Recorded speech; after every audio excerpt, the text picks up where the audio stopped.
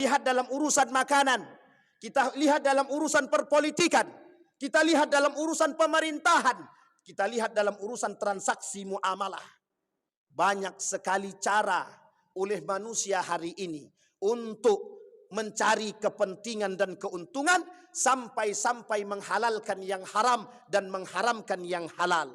Menyalahkan yang benar, membenarkan yang salah. Karakter daripada Bani Israel. Karakter daripada iblis.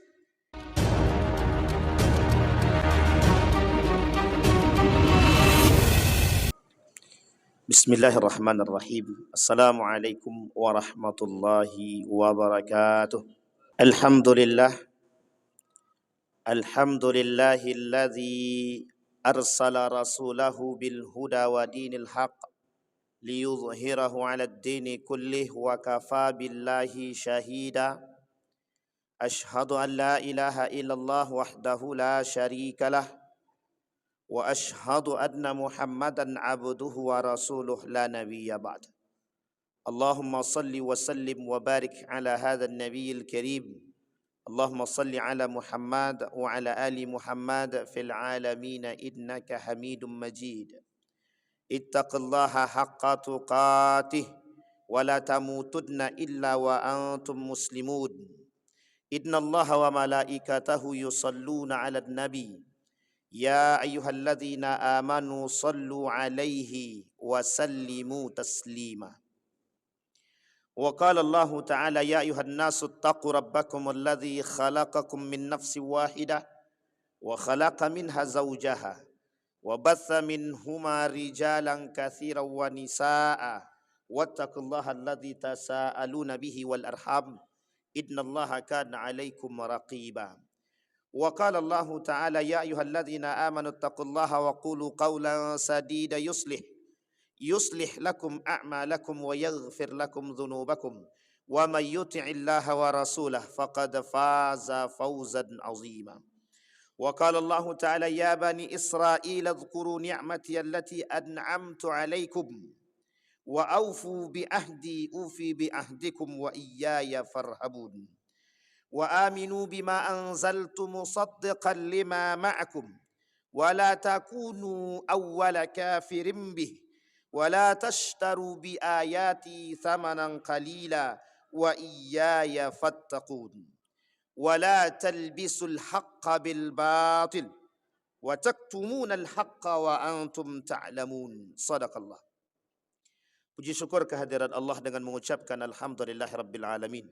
Bersalawat kepada Nabi dengan mengucapkan Allahumma salli ala Muhammad wa ala ali Muhammad fil alamin innaka Hamidum Majid.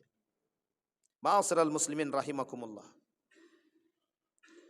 Ketika Allah berkata di dalam Al-Quran, dalam surat Al-Baqarah ayat 20 sampai dengan ayat 22, ada seruan yang Allah sampaikan kepada Bani Israel. Kata Allah kepada Bani Israel, ya Bani Israel, uzkuru ni'mati allati an'amtu alaikum. Wahai Bani Israel, bersyukurlah kalian. Sebutlah nikmatku, ingatlah nikmatku, kata Allah, yang telah aku berikan kepada kalian. Bani Israel punya karakter yang salah satu di antara karakter Bani Israel ini adalah pembangkang. Bani Israel punya sifat yang lain selain daripada sifat pembangkang, menyembunyikan kebenaran. Bani Israel punya sifat yang lain yang ketiga, yang juga Allah sebutkan di dalam Al-Quran, suka mencampur adukkan yang hak dan yang batil.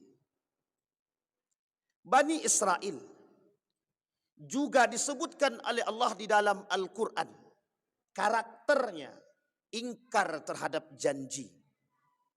Bani Israel juga Allah sebutkan di dalam Al-Quran sebagai bani yang selalu membantah terhadap perkataan para nabi. Merujuk kepada sejarah, berapa banyak nabi yang diberikan kepada Bani Israel ketika mereka terpuruk dalam ancaman dan azab Allah, Mereka kembali kepada jalan yang benar ketika diutus kepada mereka Nabi.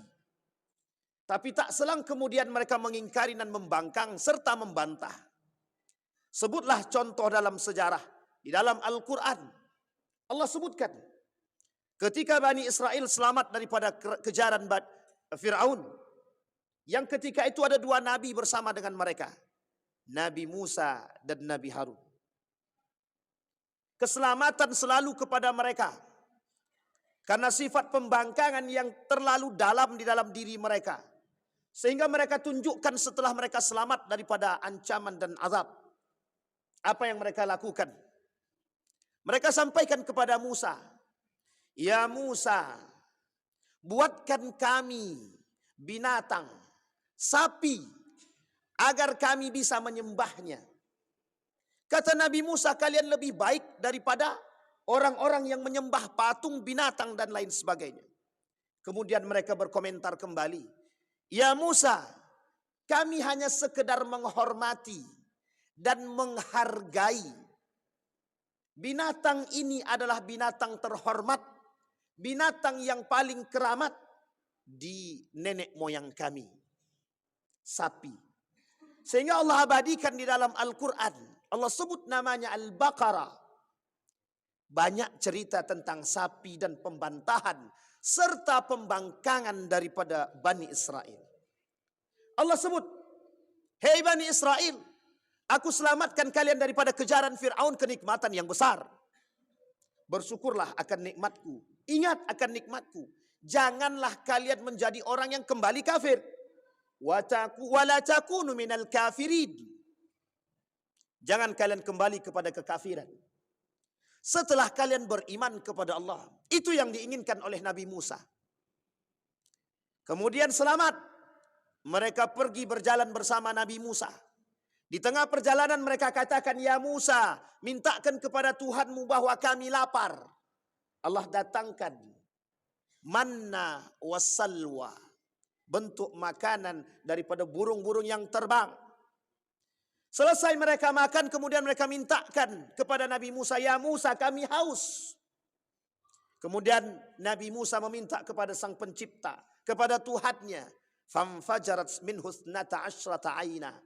Maka ketika tongkat Nabi Musa dipukulkan kepada bukit, terpancarlah 12 mata air. Rasa nikmat yang seharusnya mereka syukuri dan mereka ingat, agar mereka tidak kembali membangkang kepada Allah, agar mereka tidak kembali kafir selain daripada ketika mereka sudah beriman. Dengan tujuan Allah berikan mereka kenikmatan. Apa yang diminta oleh Bani Israel, apa yang diminta oleh Nabi Musa, selalu Allah berikan. Satu ketika perjalanan menuju Bukit Tursina, datang perintah dari Allah kepada Nabi Musa untuk mengambil aturan tauhid. Kemudian Nabi Musa berkata kepada Harun, "Ya saudaraku, aku titipkan kepadamu Bani Israel, agar mereka tidak kembali kepada kekufuran dan kekafiran." Singkat cerita, Nabi Musa berpamitan kepada Bani Israel. Naiklah Nabi Musa ke atas. Apa yang dilakukan oleh Bani Israel? Di tengah kekosongan kekuasaan Nabi Musa, mereka kembali. Ada oknum-oknum tertentu yang menghasut Bani Israel dengan alasan, "Kami mengalami kekosongan Tuhan." Dengan alasan kami ingin menghormati dan menghargai peninggalan nenek moyang kami. Sehingga apa yang dilakukan oleh Bani Israel? Mereka kembali membuat patung-patung binatang yang kembali mereka sembah. Mereka mengingkari perjanjian mereka bersama Nabi Musa. Dan Allah abadikan di dalam Al-Quran. Di dalam surat yang kita bacakan, 20, 21, dan 22, surat Al-Baqarah, ada 8 seruan minimal yang Allah sampaikan. Yang pertama, "Wahai Bani Israel, janganlah kalian atau ingatlah kalian akan nikmatku yang telah aku berikan kepada kalian." Nikmat keselamatan. Nikmat apapun yang mereka minta Allah berikan. Termasuk harus menyelamatkan mereka dari kehidupan mereka. Yang kedua, Allah katakan jangan ingkar janji. Karakter daripada orang Bani Israel yang suka ingkar janji. Apa kata Allah? Mereka harus menepati janji mereka. Dan jangan ingkar janji. Kemudian Allah sampaikan kepada mereka, jangan kembali kepada kekafiran. Kemudian mereka juga kembali kepada kekafiran. Kemudian Allah kata yang keempat, orang ya Bani Israel, berimanlah dari apa yang aku turunkan kepadamu. Bayangkan, setiap para nabi yang diutus kepada Bani Israel, mereka mempermainkan para nabi. Apa kata mereka? Tunjukkan kepada kami kekuatan dan kelebihan yang Tuhanmu berikan kepada dirimu. Sebagai seorang nabi, nabi menunjukkan mukjizatnya. Setelah mereka tunjukkan mukjizatnya, mereka tetap tidak beriman. Maka Allah katakan, wa aminu bima anzaltu musaddiqan lima ma'akum. Kami turunkan mukjizat ini kepada para nabi agar kalian percaya. Karena setiap orang di antara kalian menguji kehebatanku, menguji kehebatan Allah. Ketika kehebatan itu ditampakkan, mereka akan beriman. Kalimat ini mereka sebutkan akan beriman. Tetapi pada hakikatnya mereka tetap tidak beriman. Kemudian Allah juga berkata kepada mereka, wala tashtaru bi ayati thamanan qalila. Jangan kalian jual belikan agamaku. Jangan kalian jadikan agamaku untuk mencari kepentingan dunia dengan harga yang serendah-rendahnya. Ma'asyiral muslimin rahimakumullah. Ketika Allah berkata kepada Bani Israel, karakter Bani Israel menjual agama. Mereka mintakan keimanan kepada Allah, tapi mereka permainkan keimanan itu. Mereka sesungguhnya tak beriman. Lebih tepatnya mereka nifak kepada Allah, munafik. Mereka hanya ingin menguji Allah. Kalau memang Allah kuasa mampu. Setelah mereka selamat, mereka kembali tidak beriman kepada Allah. Mereka jadikan agama untuk mencari kepentingan. Mereka jadikan agama untuk melampiaskan nafsu mereka. Untuk menyelesaikan urusan mereka. Untuk melapangkan segala urusan mereka. Mereka jadikan agama. Pada hakikatnya kami beriman ketika Allah memberikan kemudahan. Tapi pada hakikatnya kami tidak beriman ketika Allah tidak memberikan kekuatan dan mukjizatnya. Sehingga Allah sebutkan di dalam Al-Quran, nu'minu bi ba'din wa nakfur bi ba'd. Mereka beriman kepada sebagian dan kufur kepada sebagian. Kemudian karakter selanjutnya Allah sebutkan pada ayat yang ke-20, kata Allah, wala talbisul haqqa bil batil. Jangan kalian campur adukkan yang hak dan yang batil, yang haram dan yang halal, yang salah dan yang betul. Jangan kalian campur adukkan. Karakter Bani Israel pembangkang. Karakter Bani Israel memang suka merusak. Karakter Bani Israel pembantah. Karakter Bani Israel ingin mendapatkan kepentingan. Itu karakter Bani Israel. Ma'asyiral muslimin rahimakumullah. Apa tujuan kita menyampaikan ayat ini? Kita sinkronkan dengan keadaan kita hari ini.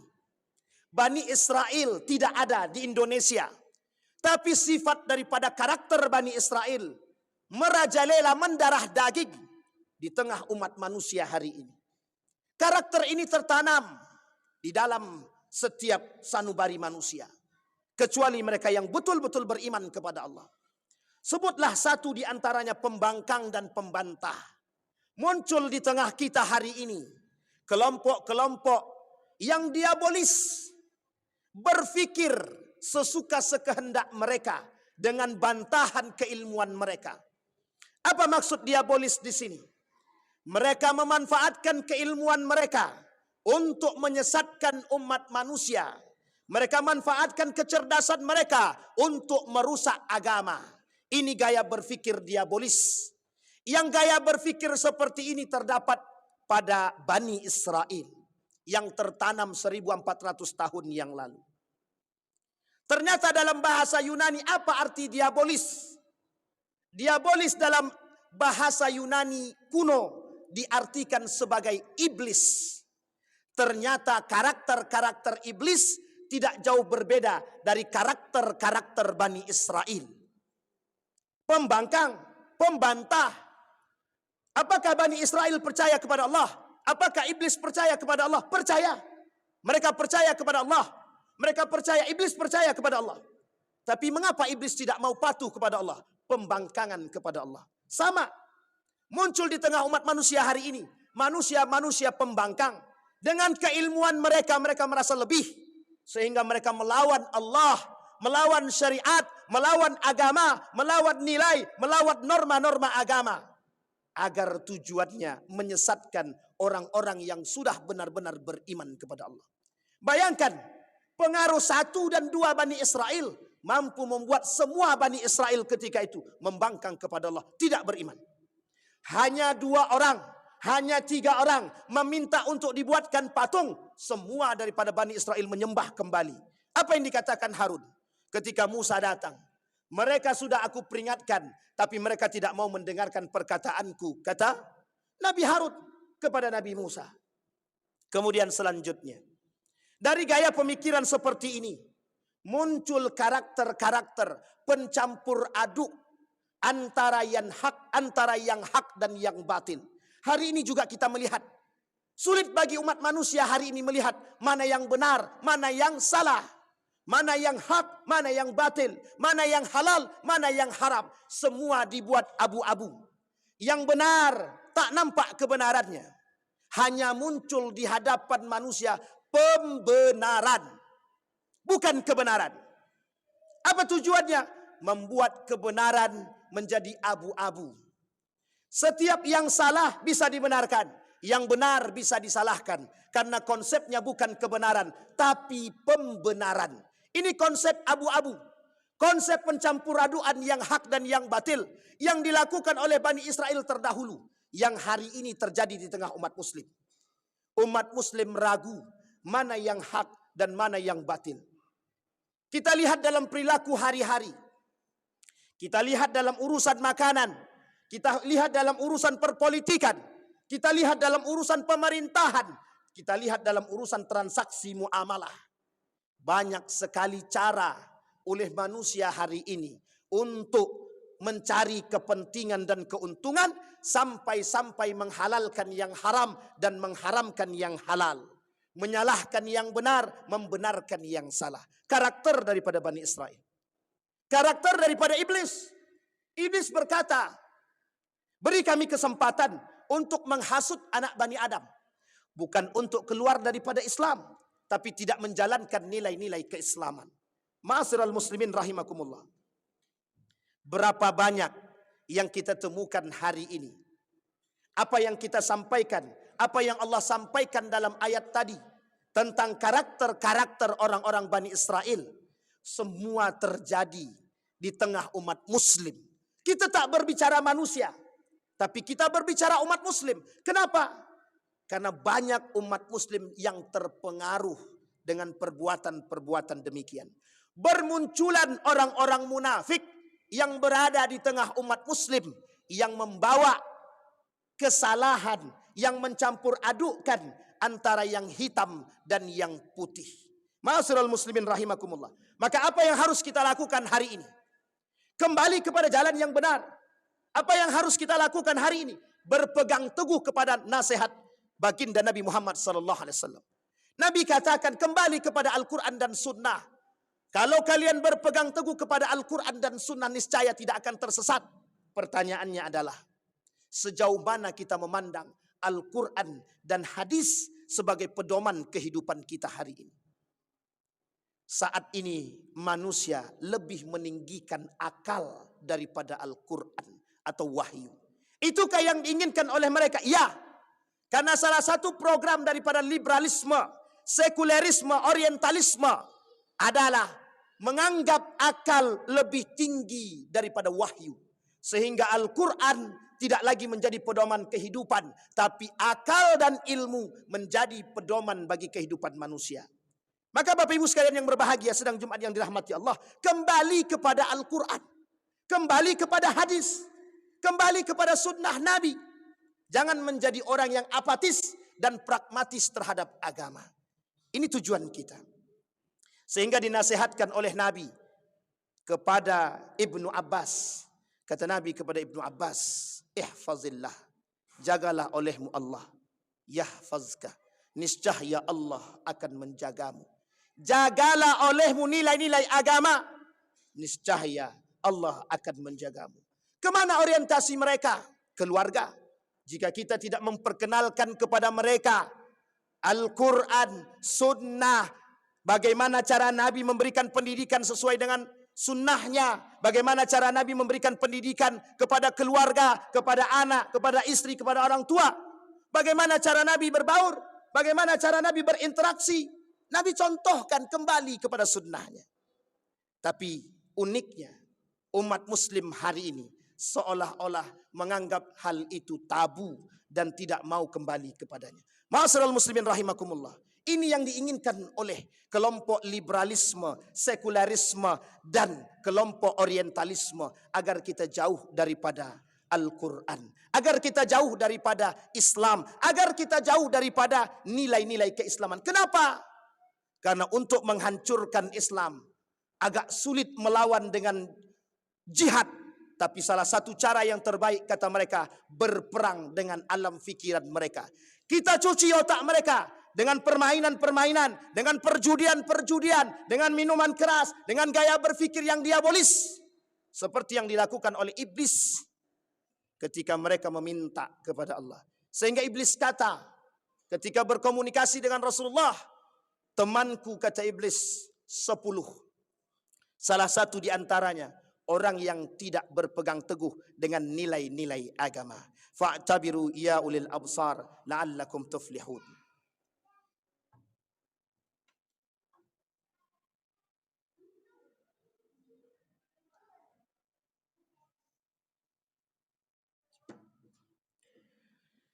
Alhamdulillah, alhamdulillahi rabbil alamin, wa bihi nasta'inu ala umuri dunya waddin, wassalatu wassalamu ala ashrafil anbiya'i wal mursalin, wa ala alihi wa sahbihi ajmain.